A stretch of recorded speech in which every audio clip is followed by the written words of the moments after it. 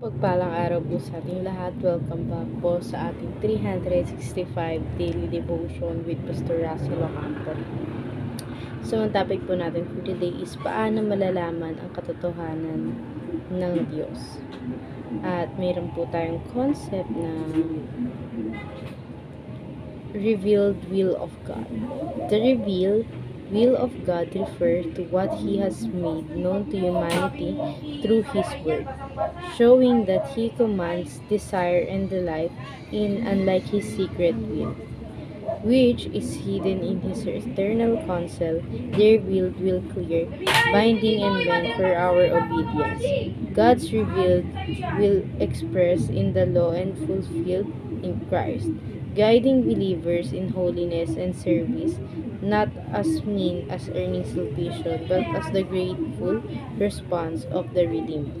At may kita po natin ito sa Deuteronomy chapter 29 verse 29. The secret things belong to the Lord our God, but the things revealed belong to us and to our children forever, that we may follow all the word of this law.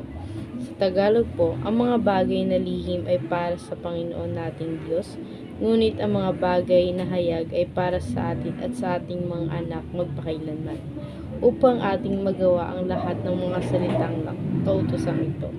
At ngayon naman po, share ko po yung mga natutunan ko sa naging topic po natin for today.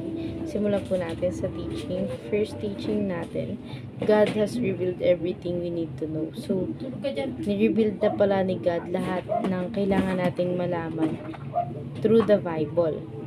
At sa second teaching po natin, God's plan spans from creation to new creation.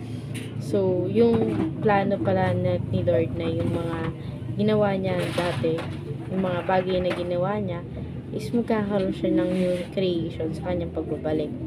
At ngayon naman sa third teaching natin, God has specific and unique plan for you. So, si Lord pala, meron po siyang mga detalyadong plano para sa buhay natin. And syempre, meron din siyang kakaibang plano sa buhay natin na kumbaga, ikaw sa sarili mo may plano ka sa sarili mo, pero yung Diyos, meron siyang plano sa sarili mo.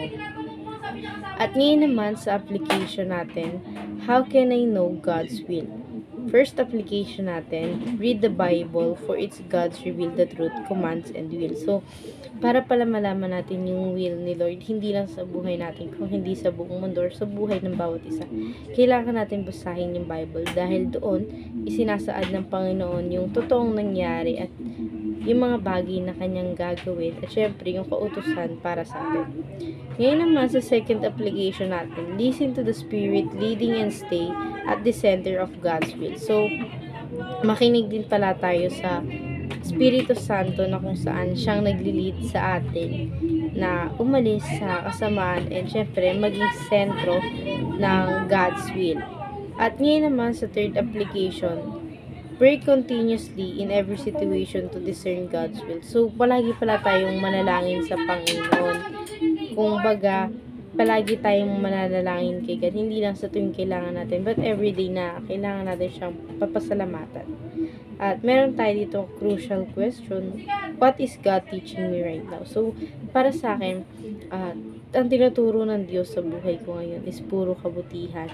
And tinuturuan niya kung paano maging mapaghintay sa lahat ng bagay kasi nga may mga plans din talaga ako sa sarili ko na alam kong hindi nangyayari or matagal na nangyayari. So, ngayon, hahantayin ko na lang na mangyari yun. At ayun yung tinuturo ng Diyos sa akin. At ngayon naman sa discussion natin, how will you know God's will in your specific situation right now? What is God telling you? Ayun nga, gaya nga na sinabi ko kanina, na binibigyan ako ng Diyos ng mahabang pasensya or binibigyan niya ako ng mas mahabang oras para hindi mainip sa plano ng Panginoon sa akin. At ngayon naman sa alternative question, what have you learned from this devotion? So, natutunan ko po sa devotion natin ngayon na lahat na nangyayari sa buhay natin, mapalungkot, or kasiyahan, plano ng Diyos lahat ng bagay na yun. At lahat ng yun ay may matututunan din tayo. And how can you practically apply your devotion? So, may apply ko po sa sarili ko ang devotion natin ngayon sa pamamagitan ng paghantay sa mga plano ng Panginoon, na kung saan hindi natin kailangan madaliin lahat ng bagay, dahil nga kung may magandang plano sa iyong Panginoon, darating at darating lahat ng bagay na yun. So, ayun lamang po for our today's discussion. Thank you for watching.